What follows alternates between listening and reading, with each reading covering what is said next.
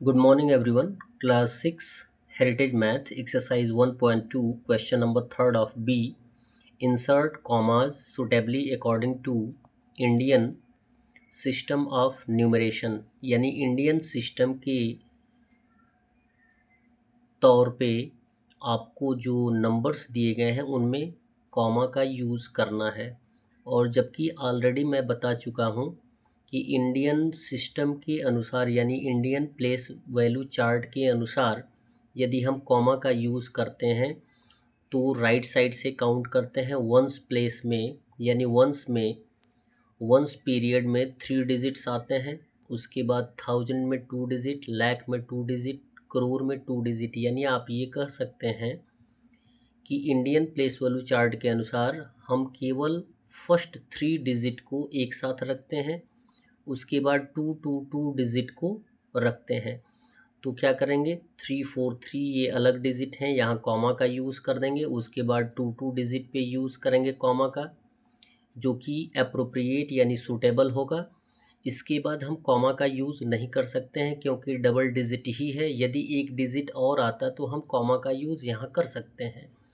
B दिया गया same condition, यहाँ पर 3 डिजिट आएगा इंडियन प्लेस वैल्यू चार्ट के अनुसार, और उसके बाद 2 डिजिट पे कॉमा का यूज़ होता है। सी दिया गया है, सी में भी सेम कंडीशन है, 3 डिजिट्स कॉमा, फिर 2 डिजिट पे कॉमा का यूज़ करते हैं। डी दिया गया है, 3 digit, 2 digits and 2 digits. Clear है, ये कॉमा का यूज़ हुआ जो कि इंडियन सिस्टम के अनुसार है, इंडियन प्लेस वैल्यू चार्ट के अनुसार है।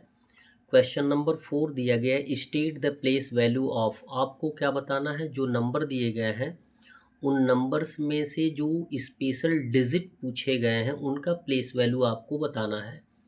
और प्लेस वैल्यू फाइंड आउट करने का बहुत आसान तरीका होता है कि जिस डिजिट का प्लेस वैल्यू पूछा जाता है उस डिजिट को लिख लेते हैं, और उस डिजिट के बाद उस नंबर में जितने भी डिजिट होते हैं उनको काउंट करके उतना ज़ीरो यूज़ कर लेते हैं।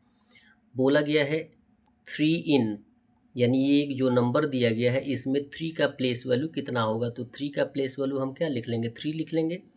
अब इस नंबर में 3 देखेंगे कहाँ है, यहाँ है। 3 के बाद कितने डिजिट है, डबल डिजिट है, यानी डबल ज़ीरो का यूज़ कर लेंगे। इट मीन्स 3 का प्लेस वैल्यू कितना हो जाएगा, 300। इसको हम मल्टीप्लिकेशन के फॉर्म में भी लिख सकते हैं, 3 इंटू 100 इट मीन्स 300। सेकंड यानी बी दिया गया है 2 इन, यानी ये जो नंबर दिया गया है इसमें 2 का प्लेस वैल्यू कितना होगा, तो 2 का प्लेस वैल्यू पूछा जा रहा है तो 2 लिख लेंगे। अब इस नंबर में देखेंगे 2 कहाँ है, यहाँ पे है। 2 के बाद कितने डिजिट है, 6 डिजिट्स, यानी 6 टाइम्स ज़ीरो यूज़ कर लेंगे। सेम कंडीशन वही होगा, 2 इंटू 1 एंड 6 टाइम्स ज़ीरो। 9 का प्लेस वैल्यू पूछा जा रहा है तो 9 लिख लेंगे। यहाँ पे 9 है, 9 के बाद 3 डिजिट्स हैं, 3 टाइम्स ज़ीरो, इसको हम लिख सकते हैं 9 इंटू 1000 यानी 9000 आएगा। 6 दिया गया है, और सॉरी डी दिया गया है जिसमें 6 का प्लेस वैल्यू पूछा गया तो 6 लिखेंगे।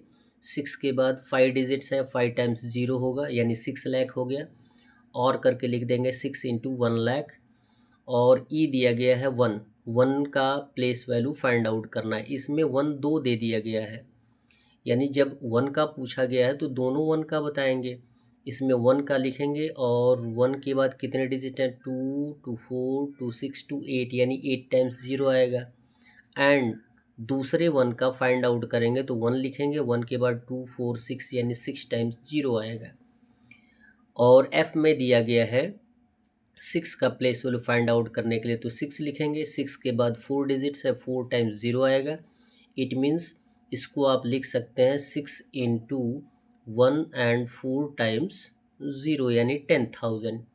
ये 60,000 है, ये हो जाएगा 6 इंटू 10,000 60,000। That's all. वीडियो को लाइक करें और चैनल को सब्सक्राइब करें।